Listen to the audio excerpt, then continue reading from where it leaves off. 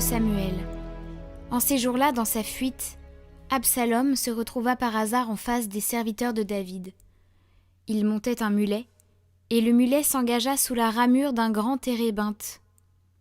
La tête d'Absalom se prit dans les branches, et il resta entre ciel et terre, tandis que le mulet qui était sous lui continuait d'avancer. Quelqu'un l'aperçut et avertit Joab. « Je viens de voir Absalom suspendu dans un térébinthe. » Joab se saisit de 3 épieux qu'il planta dans le cœur d'Absalom. David était assis à l'intérieur de la double porte de la ville. Un guetteur allait et venait sur la terrasse de la porte, au-dessus du rempart. Comme il regardait au loin, il aperçut un homme seul qui courait. Le guetteur cria pour avertir le roi, et le roi dit « S'il est seul, c'est qu'il a une bonne nouvelle à nous annoncer. » Le roi lui dit « Écarte-toi et tiens-toi là. » Il s'écarta et attendit. Alors arriva l'Éthiopien qui déclara « Bonne nouvelle, mon seigneur le roi. Le Seigneur t'a rendu justice aujourd'hui, en t'arrachant aux mains de tous ceux qui se dressaient contre toi. » Le roi demanda « Le jeune Absalom est-il en bonne santé ?» Et l'Éthiopien répondit « Qu'ils aient le sort de ce jeune homme, les ennemis de mon seigneur le roi, et tous ceux qui se sont dressés contre toi pour le mal. » Alors le roi fut bouleversé. Il monta dans la salle au-dessus de la porte et il se mit à pleurer. Tout en marchant, il disait « Mon fils Absalom, mon fils Absalom, pourquoi ne suis-je pas mort à ta place ? Absalom, mon fils, mon fils. » On alla prévenir Joab. « Voici que le roi pleure, il est en deuil d'Absalom. » La victoire ce jour-là se changea en deuil pour toute l'armée, car elle apprit ce jour-là que le roi était dans l'affliction à cause de son fils.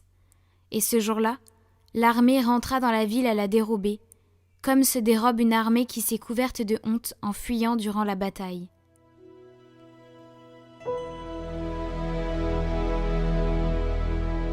Écoute, Seigneur, réponds-moi. Écoute, Seigneur, réponds-moi, car je suis pauvre et malheureux. Veille sur moi qui suis fidèle, ô mon Dieu. Sauve ton serviteur qui s'appuie sur toi. Prends pitié de moi, Seigneur, toi que j'appelle chaque jour. Seigneur, réjouis ton serviteur, vers toi j'élève mon âme. Toi qui es bon et qui pardonnes, plein d'amour pour tous ceux qui t'appellent. Écoute ma prière, Seigneur, entends ma voix qui te supplie.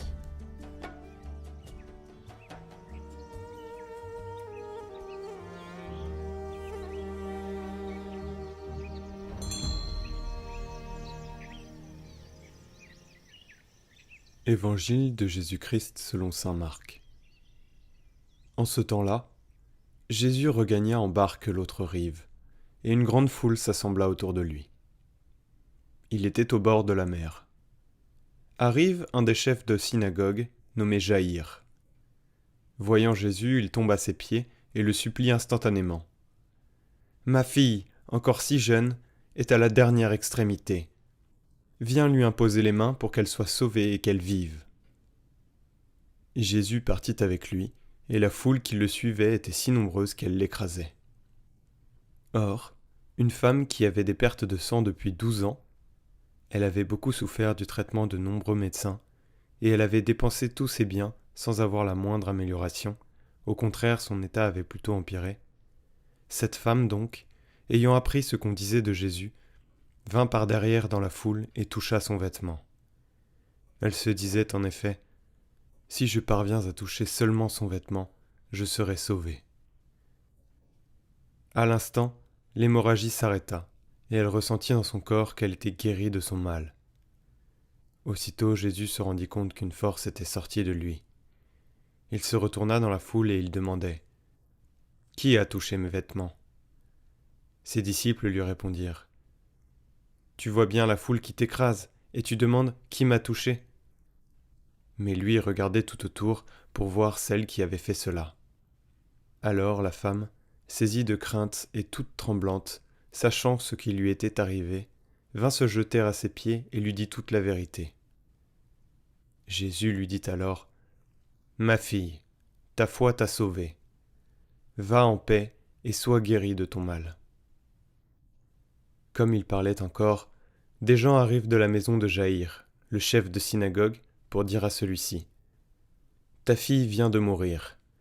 À quoi bon déranger encore le maître ? » Jésus, surprenant ces mots, dit au chef de synagogue : « Ne crains pas, crois seulement. » Il ne laissa personne l'accompagner, sauf Pierre, Jacques et Jean, le frère de Jacques.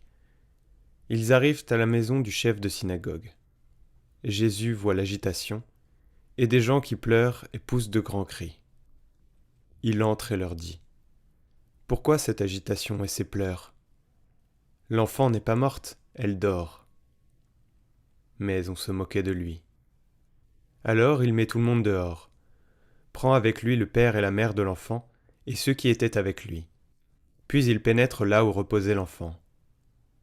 Il saisit la main de l'enfant et lui dit : « Talitha koum », ce qui signifie : « Jeune fille, je te le dis, lève-toi. » Aussitôt la jeune fille se leva et se mit à marcher.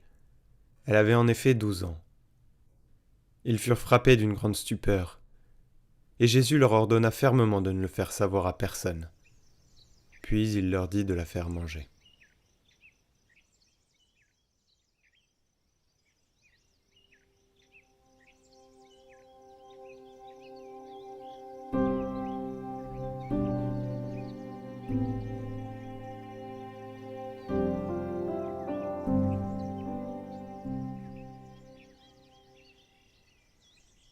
Commentaire de saint Jean Chrysostome. Pourquoi ces pleurs ? Elle dort. Parvenu à la maison du chef et voyant les joueurs de flûte et la foule en tumulte, Jésus dit : Retirez-vous. La fillette n'est pas morte, elle dort. Et il se moquait de lui. Jésus nous apprend ainsi à ne pas craindre la mort, car la mort n'est plus la mort. Elle n'est plus désormais qu'un sommeil. Et comme il allait mourir lui-même, il prépare ses disciples en ressuscitant les autres, à lui faire confiance et à ne pas s'alarmer de sa mort. Car, depuis la venue du Christ, la mort n'est plus qu'un sommeil. Cependant, il se moquait de lui. Mais il ne s'est pas indigné de ce refus de confiance au miracle qu'il allait opérer. Il n'a pas blâmé ses sourires, afin que ces sourires mêmes, avec les flûtes et le reste des préparatifs, rendent bien certaine la mort de la fillette. Apercevant donc les musiciens et la foule, Jésus les a fait tous sortir. Il a accompli le miracle en présence des parents, comme s'il la réveillait de son sommeil. Il est évident que maintenant la mort n'est plus qu'un sommeil. C'est une vérité aujourd'hui, plus éclatante que le soleil. Mais dis-tu, le Christ n'a pas ressuscité mon enfant ? Oui, mais il le ressuscitera, et avec beaucoup plus de gloire. Car cette fillette qu'il a rendue à la vie est morte de nouveau, alors que ton enfant, quand il le ressuscitera, restera immortel. Que personne donc ne pleure plus, que personne ne gémisse, que personne ne critique l'œuvre du Christ, car il a vaincu la mort. Pourquoi verses-tu des larmes inutiles ? La mort est devenue un sommeil. Pourquoi gémir et pleurer ?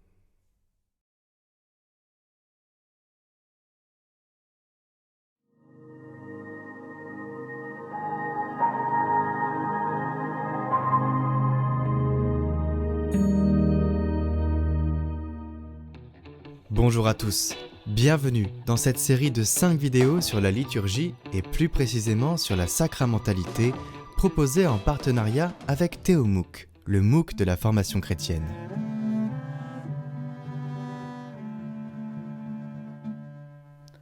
Au cœur de la galaxie sacramentaire, nous avons un noyau triptyque appelé les sacrements de l'initiation. 3 sacrements qui sont les 3 volets de l'unique initiation chrétienne. C'est-à-dire 3 sacrements indispensables et indissociables pour faire un chrétien. Ces 3 sacrements sont le baptême, la confirmation et l'Eucharistie. Ces 3 sacrements constituent 2 pôles. Le premier est formé par le binôme baptême et confirmation. Nous devons noter ici que dans le rituel de baptême des adultes, la confirmation est administrée aussitôt après le baptême, comme c'est encore l'usage en Orient. Nous pouvons donc en déduire que la confirmation ne vient pas donner un plus d'Esprit Saint aux baptisés, mais que la confirmation est l'achèvement du baptême dans l'Esprit. Nous pourrions parler de 2 sacrements siamois, tant ils sont indissociables.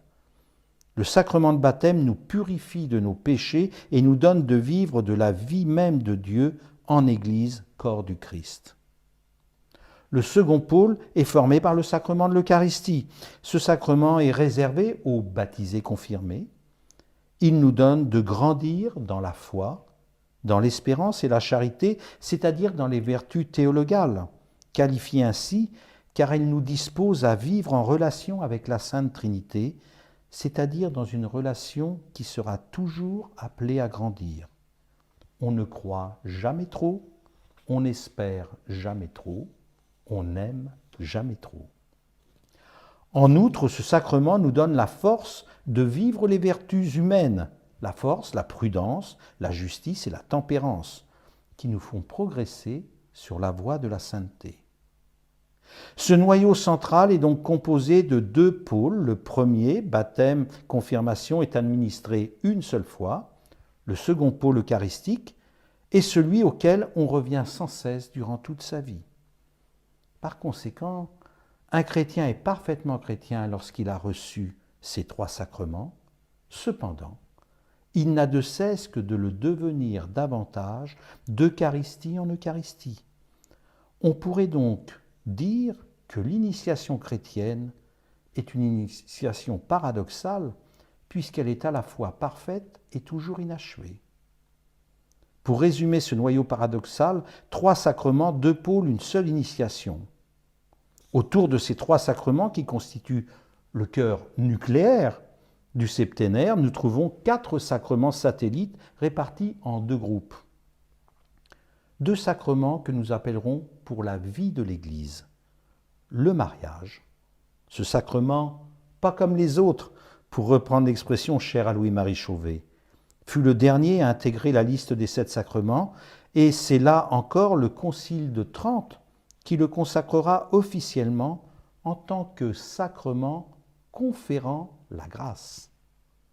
Pourtant, si on regarde les Écritures, le mariage fut institué par Dieu lui-même dès la création du monde, et cette bénédiction demeurera après la faute originelle et la destruction du déluge, comme le dit magnifiquement la bénédiction nuptiale numéro 2 de notre rituel de mariage. L'amour conjugal ayant parmi ses fruits la génération d'enfants, futurs baptisés, qui seront l'Église de demain. Il n'est pas anodin de remarquer ici qu'en 1570, au Concile de Trente, nous aurions eu tout lieu de penser que les pères du Concile auraient pu choisir comme 7e sacrement la profession religieuse. Il n'est que d'imaginer la puissance vitale de la vie religieuse dans l'Église d'Occident à la fin du XVIe siècle. L'Esprit Saint en avait choisi autrement, et c'est le mariage qui fut retenu au titre des sacrements.